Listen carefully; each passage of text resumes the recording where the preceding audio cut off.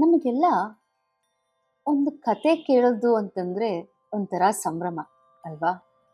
So ಇವತ್ತು ನಾನು ಈ ಪೇಂಟಿಂಗ್ ಮಾಡೋದ್ರ ಜೊತೆಗೆ ನಾವು ಮರ್ತೋಗಿರೋ ಅಂತ ಅಥವಾ ಚಿಕ್ಕ ವಯಸ್ಸಿನಲ್ಲಿ ಕೇಳಿರೋ ಅಂತ ಹಲವಾರು ಕತೆಗಳು ಮತ್ತೊಮ್ಮೆ ಜ್ಞಾಪಕ ಮಾಡ್ಕೊಳ್ಳೋಣ.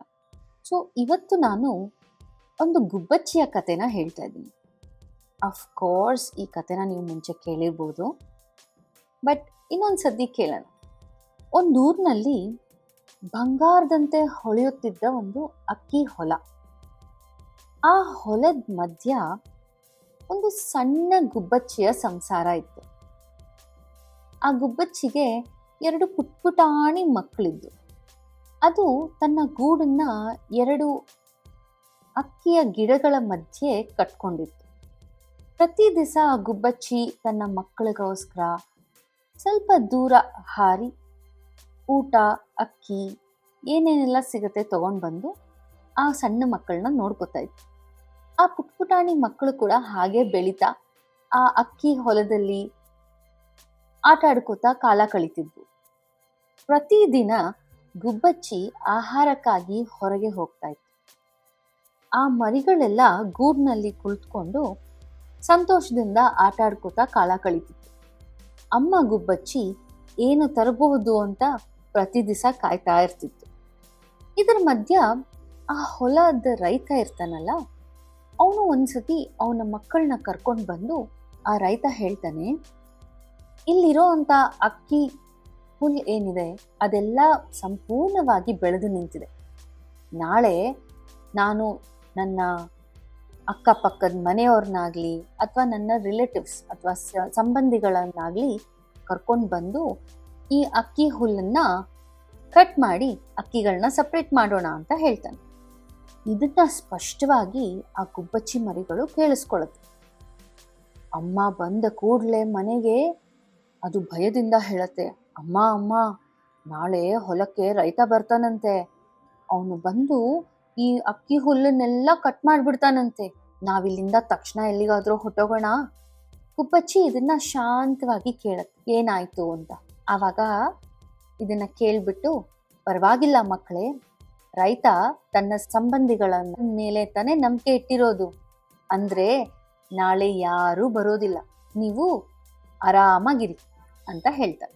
ಆ ಗುಬ್ಬಚ್ಚಿ ಹೇಳ್ದಾಗೇನೆ ನಿಜವಾಗಿಯೂ ನಾಳೆ ಯಾರೂ ಬರೋದಿಲ್ಲ.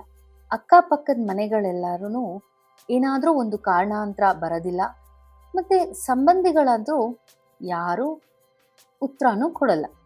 ಸೊ ಈ ಚಿಕ್ಕ ಗುಬ್ಬಚ್ಚಿ ಮರಿಗಳು ಮತ್ತೆ ಆನಂದವಾಗಿ ಆಟ ಆಡ್ಕೊಂಡು ಇರುತ್ತೆ.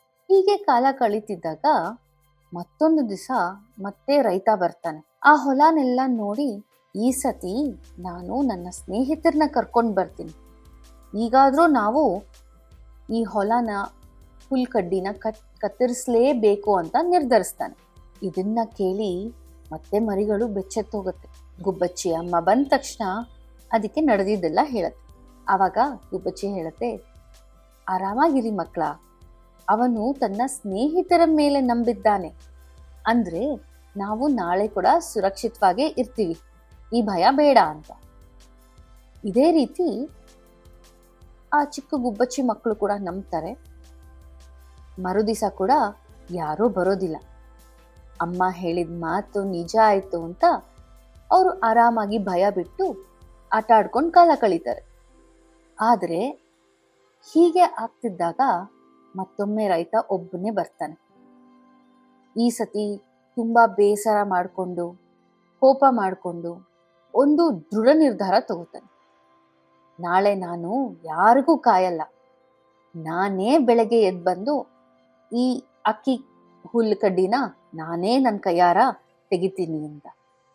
ಈ ಮಾತನ್ನ ಕೇಳಿಸ್ಕೊಂಡು ಮರಿಗಳಿಗೆ ಮತ್ತೆ ಭಯ ಆಗತ್ತೆ.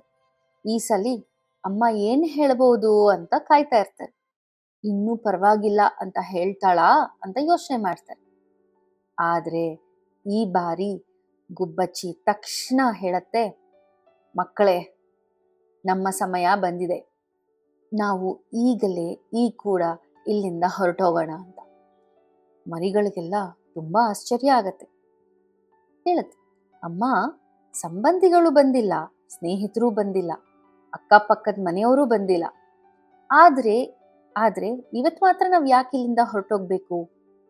ಆಗ ಗುಬ್ಬಚ್ಚಿ ಹೇಳತ್ತೆ, ಇಷ್ಟು ದಿವಸ ರೈತ ಬೇರೆ ಯಾರೋ ಬಂದು ಕೆಲಸ ಮಾಡ್ತಾರೆ ಅಂತ ನಂಬಿದ್ದ.